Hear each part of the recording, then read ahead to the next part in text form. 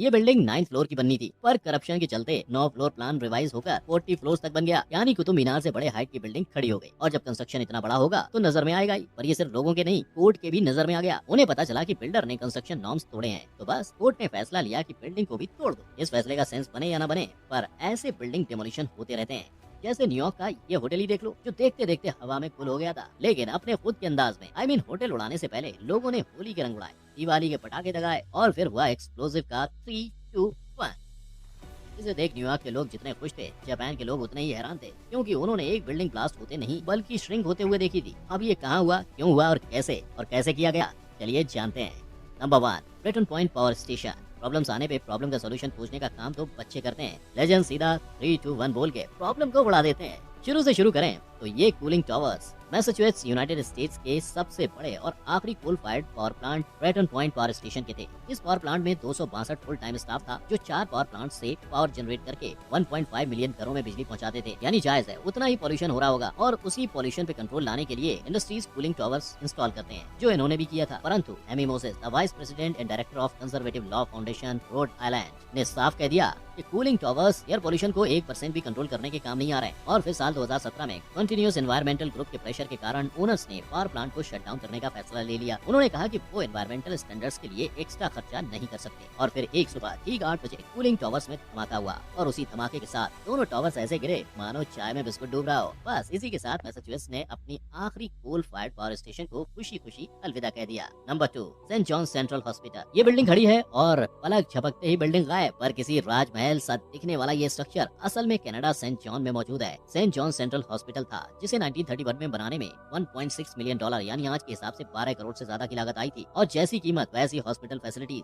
1932 नए cancer clinic में patients को रेडिएशन थेरेपी दी जाती थी। 1952 एक न्यूरो सर्जरी डिपार्टमेंट की शुरुआत हुई, और 1960s में SJCH पहला ऐसा हॉस्पिटल था जो उस रीजन में रेनल डायलिसिस प्रोवाइड करता था। पर बीतते वक्त ने इस पब्लिक हॉस्पिटल की दीवारों को इतना कमजोर कर दिया कि 31 अक्टूबर 1982 अस्पताल के आखिरी पेशेंट को दूसरी जगह शिफ्ट कर दिया गया, और SJCH के डिमोलिशन की बातें शुरू हो गयी। और 10 दिसंबर 1965 के दिन इस बिल्डिंग को कंट्रोल्ड इम्प्लोजन यानी आसपास किसी भी स्ट्रक्चर को नुकसान पहुंचाए बिना डिमोलिश कर दिया गया। पर इस हॉस्पिटल का डोम डिमोलिशन में उसे कुछ नहीं हुआ, इसलिए आज वो सेंट जॉन पार्क में एक गैज़बो के रूफ के तौर पर शान से खड़ा है। Number 3, Trump plaza. ना, ये कोई कचरे का ढेर नहीं, ये उसी बिल्डिंग के टुकड़े हैं जिस बिल्डिंग में movie star, athlete, rock star और यहाँ तक कि पॉलिटिकल पार्टीज भी पार्टी शार्टी किया करते थे। मिलिए ट्रम्प प्लाजा से। यस, वही ट्रम्प प्लाजा जिसके बनावट के लिए डोनाल्ड ट्रम्प ने पूरे 210 मिलियन डॉलर खर्च कर दिए थे। वही टावर जो सिर्फ डोनाल्ड ट्रम्प का वफादार था, क्योंकि जैसे ही इसका ओनरशिप ट्रम्प ने बिलियनियर कार्ल इकान को दिया, वैसे ही इसने अपनी बेवफाई दिखानी शुरू कर दी। एक दिन अचानक टावर का पैकेट यानी मुखौटा टावर से उखड़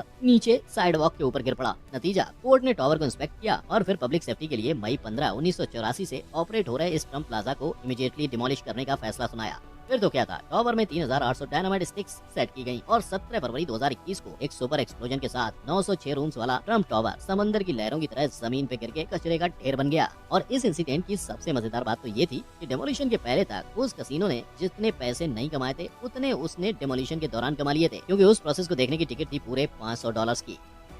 नंबर 4, बक स्टीम स्टेशन।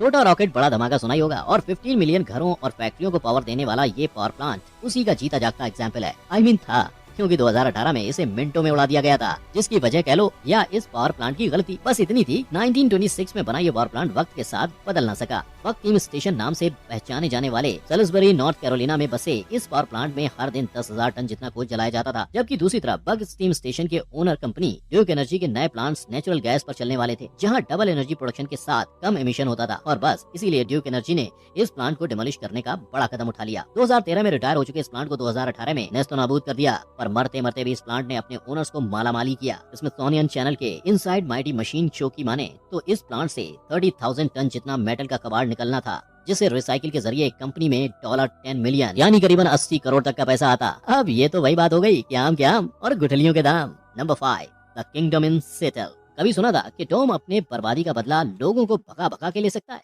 नहीं। 1976 में $67 मिलियन के कॉस्ट से बने इस द किंगडम इन सेटल ने तो वो करके दिखा दिया था। बेसिकली 1976 में ये डोम बनके तैयार हुआ था, जिसको बनाने का मुख्य मुद्दा यही था कि सीटल जैसे एक रेनी सिटी में स्पोर्ट्समैन स्पोर्ट्स खेल पाए और ऑडियंस बिना बारिश के फिकर किए स्पोर्ट्स एंजॉय कर सके। इरादा तो नेक था, लेकिन इसके बनावट के बाद तीन मसले खड़े हुए। पहला, ये स्टेडियम फुटबॉल के लिए काफी छोटा था और बेसबॉल के लिए सही नहीं था। दूसरी बात, बारिश को रोकने के लिए बनाया गया ये डोम खुद लीक करने लगा था। और तीसरा मसला खड़ा हुआ है 1994, जब 15 पाउंड की सीलिंग टाइल्स मैरिनर्स गेम शुरू होने के ठीक कुछ मिनटों पहले ही टूटकर नीचे गिर पड़ी और फिर उसके रिपेयर करने के लिए पूरे $51 मिलियन का खर्चा सर पे पड़ा। ऑन टॉप ऑफ दैट, एक ट्रेन एक्सीडेंट हुआ जिसके कारण 2 वर्कर्स अपनी जान से हाथ धो बैठे। यही वजह है कि 26 मार्च 2000 को इस डोम को डिमोलिश करने का contract Phoenix Maryland based controlled demolition INC को दिया गया था और उन्होंने गिनीज वर्ल्ड रिकॉर्ड बनाते हुए 19.82 मिलियन क्यूबिक मीटर को 4700 pound explosive and 22 miles detonating wire का इस्तेमाल कर डोम को तोड़ गिराया। और आप बताओ, यहाँ गलती डोम की थी या डोम को बनाने वाले की? राइट, बट इल्जाम आया डोम पे। तो बस उसी का बदला लेते हुए डोम ने अपनी मौत पे इस कदर धुआं फैलाया कि लोगों को अपनी जान बचाने के लिए दौड़ लगानी पड़ी। नंबर 6, शिंगुशन ब्रिज। ना, ये चाइना वाले चचा जान बच्चों को कराटे की प्रैक्टिस नहीं करा रहे हैं। ये तो चाइना वाली उल्टी गिनती गिन रहे हैं। एक तरफ उनकी गिनती खत्म और दूसरी तरफ फटने लगे बम। कुछ पल में 1998 में लोगों को बाढ़ की मार से बचाने के लिए बनाया गया शिंगुशन ब्रिज ऐसे चूर चूर होकर गिर गया मानो ताश के पत्तों का महल हो। अब जाने वाले को कौन ही रोक पाया है। पर 1572 मीटर लंबे इस ब्रिज ने अपनी ड्यूटी पूरी शिद्दत से निभाई थी। 2010 में जब तक इस ब्रिज को अनसेफ नहीं घोषित किया गया, तब तक उसने लाखों लोगों को उनकी मंजिल तक पहुंचाया। और आज भले ही ये ब्रिज नहीं रहा, पर अक्टूबर 2017 में उन्हें चाइना में चिंगशुई ब्रिज की जगह 2022 मीटर लंबे वाला नया ब्रिज खड़ा हो चुका है, जो आज लाखों को उनकी मंजिल तक पहुंचा रहा है। नंबर 7, मेट्रोडोम। मेरे वीडियो को देखने वाले सभी ऑडियंस ध्यान दें, ये हवा निकले हुए फुग्गे जैसी दिखने वाली चीज असल में मिनियोपोलिस मिनेसोटा का फेमस मेट्रोडोम है, जो कभी ऐसा दिखता था। ह्यूबर्ट एच ह्यूम्फेरी मेट्रोडोम नामक ये स्टेडियम अमेरिका के 2 फेमस टीम्स, बोले तो बेसबॉल टीम मिनेसोटा ट्विंस और फुटबॉल टीम मिनेसोटा वाइकिंग्स का होम स्टेडियम था। पर 2010 में आए एक बर्फीले तूफान ने सब कुछ बदल कर रख दिया। ऊपर वाले ने इस डोम पर ऐसे छप्पर फाड़ के बरसाई कि हर तरफ इसी के चर्चे हो गए। और बात यहाँ तक पहुँच गई कि 2012 में टाइम मैगजीन ने इस स्टेडियम को यूएस का नंबर 1 वर्स्ट स्टेडियम ही ठहरा दिया। बस फिर होना क्या था, लोगों ने जान जाने की डर से 1982 में बने इस स्टेडियम के डिमोलिशन की बात कर डाली और 2014 में डिमोलिशन वर्कर्स ने ऊपर के 24 कॉलम्स में 84 डायनामाइट सेट का चार्ज लगाया और कर डाला ब्लास्ट, जिससे पहले इसका रूफ गया और फिर आजू बाजू की दीवारें। और बाकी कई स्ट्रक्चर की तरह आज इस स्टेडियम का रिप्लेसमेंट भी सीना ताने खड़ा है, जिसे बनाने के लिए अथॉरिटीज $1 बिलियन का खर्च करने को तैयार थी। Number 8, Alaska grand Prince hotel. अपनी नजर यहाँ ठहराइए। दरअसल यहाँ इस बिल्डिंग को एक एक फ्लोर को नीचे से काट के डिमोलिश किया जा रहा है।